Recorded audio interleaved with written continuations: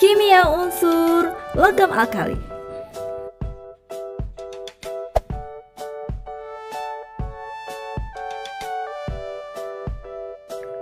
Lantas, bagaimana proses pembuatan, manfaat, dan dampak penggunaan unsur-unsur logam alkali? Mari kita bahas satu persatu. Yang pertama adalah unsur litium, di mana litium ini adalah unsur logam putih keperakan yang lunak dengan kerapatan 0,535 gram per cm kubik. Adapun proses pembuatannya dapat diperoleh melalui reaksi elektrolisis litium klorida yang ditambahkan kalium klorida. Nah, produk yang dihasilkan berupa padatan litium dan gas klor. Lanjut, kita bahas mengenai manfaat unsur litium. Yang pertama, litium ion digunakan untuk pembuatan baterai. Yang kedua, litium stearat digunakan sebagai gemuk lumas. Dan yang terakhir, litium karbonat digunakan untuk mengobati gangguan bipolar.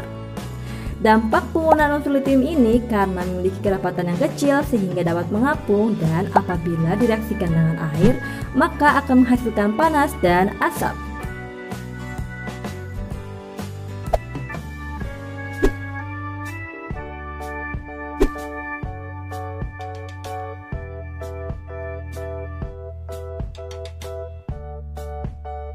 Unsur yang kedua adalah unsur natrium, di mana unsur ini berupa logam abu perakan yang lunak dengan kerapatan 0,97 gram per cm kubik. Adapun proses pembuatannya disebut dengan seldon, di mana natrium dapat diperoleh melalui reaksi elektrolisis leburan natrium klorida pada suhu 600 derajat Celcius. Nah, produk yang dihasilkan berupa cairan natrium dan gas klor. Selanjutnya adalah manfaat unsur natrium. Yang pertama adalah natrium klorida digunakan untuk garam dapur. Yang kedua, lampu uap natrium digunakan lampu penerangan jalan. Dan yang ketiga, natrium bikarbonat digunakan untuk pengembang kue. Nah, dampak penggunaan unsur natrium ini karena lebih reaktif dibandingkan litium dan akan menghasilkan warna nyala api ketika direaksikan dengan air.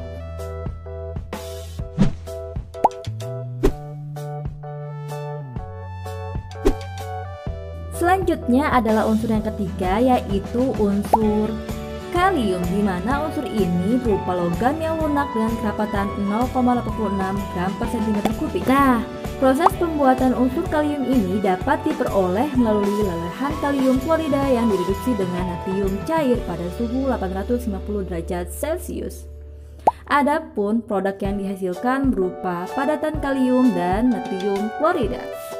Lanjut, kita bahas manfaat unsur kalium. Yang pertama adalah kalium 40 digunakan untuk mengetahui usia artefak. Yang kedua, kalium nitrat digunakan sebagai peledak. Dan yang ketiga, kalium asetat digunakan untuk pembuatan penisilin. Dampak penggunaan unsur kalium. Kalium reaktif dibandingkan natrium dan terbakar apabila direaksikan dengan air yang menyebabkan ledakan menyala.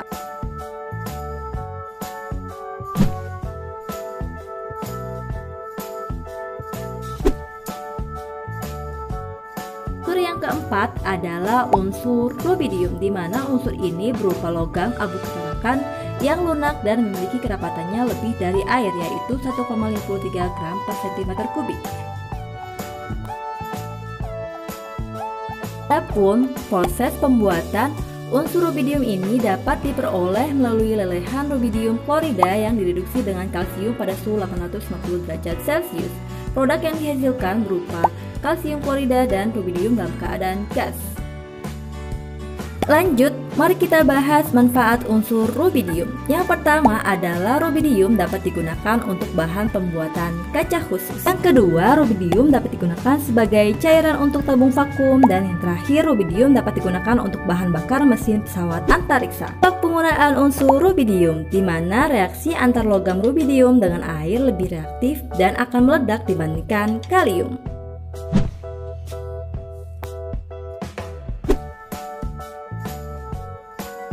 Kelima selanjutnya adalah unsur cesium, di mana unsur ini berupa logam keperakan dengan kerapatan 1,83 gram per cm kubik.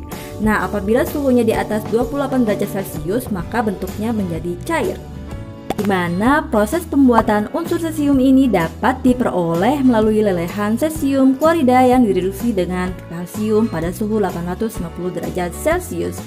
Nah, adapun produk yang dihasilkan berupa kalsium klorida dan gas sesium. Lanjut, mari kita bahas manfaat unsur sesium. Yang pertama adalah sesium 131 digunakan untuk membunuh sel kanker. Yang kedua, sesium klorida digunakan untuk perawatan diagnostik medis. Dan yang terakhir, sesium karbonat digunakan pembuatan kaca dan keramik. Dampak penggunaan unsur sesium, di mana sesium lebih reaktif dibandingkan rubidium dan ledakannya lebih dahsyat jika direaksikan dengan air.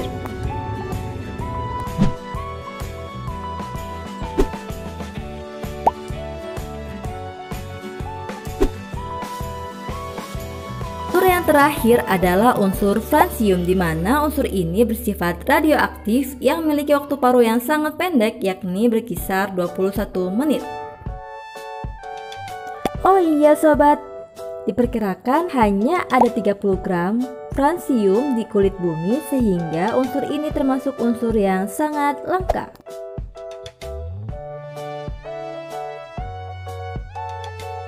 Yang kita ketahui bahwa unsur logam alkali ini sangat reaktif. Lalu bagaimana reaksi unsur logam alkali dapat berikatan dengan unsur yang lain? Yuk kita bahas lebih lanjut. Sobat, reaksi yang pertama adalah reaksi antara unsur logam alkali dengan halogen, di mana logam alkali bereaksi dengan halogen maka akan menghasilkan senyawa halida.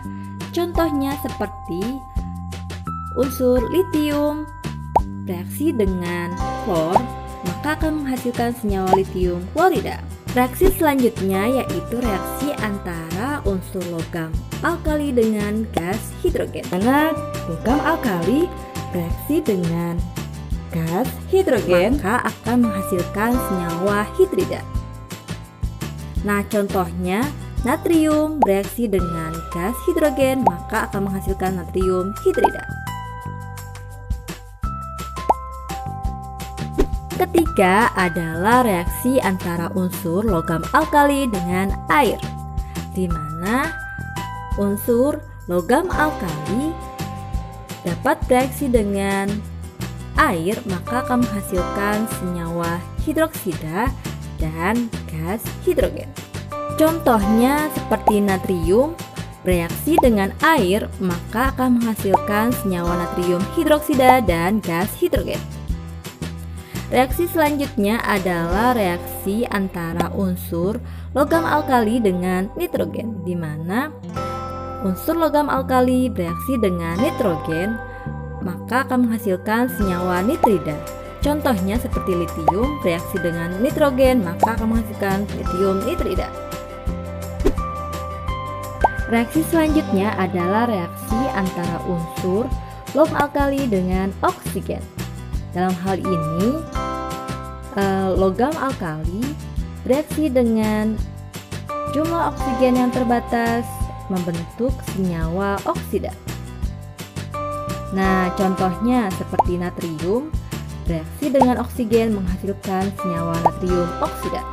Masih dengan bahasan yang sama, yaitu reaksi antara unsur logam alkali dengan oksigen, di mana logam alkali bereaksi dengan jumlah oksigen yang berlebih maka akan menghasilkan senyawa peroksida. Contohnya kalium bereaksi dengan oksigen maka akan menghasilkan senyawa kalium peroksida. Masih dengan bahasan yang sama, yaitu reaksi antara unsur logam alkali dengan oksigen, di mana dalam hal ini logam alkali bereaksi dengan jumlah oksigen yang berlebih maka akan menghasilkan senyawa superoksida.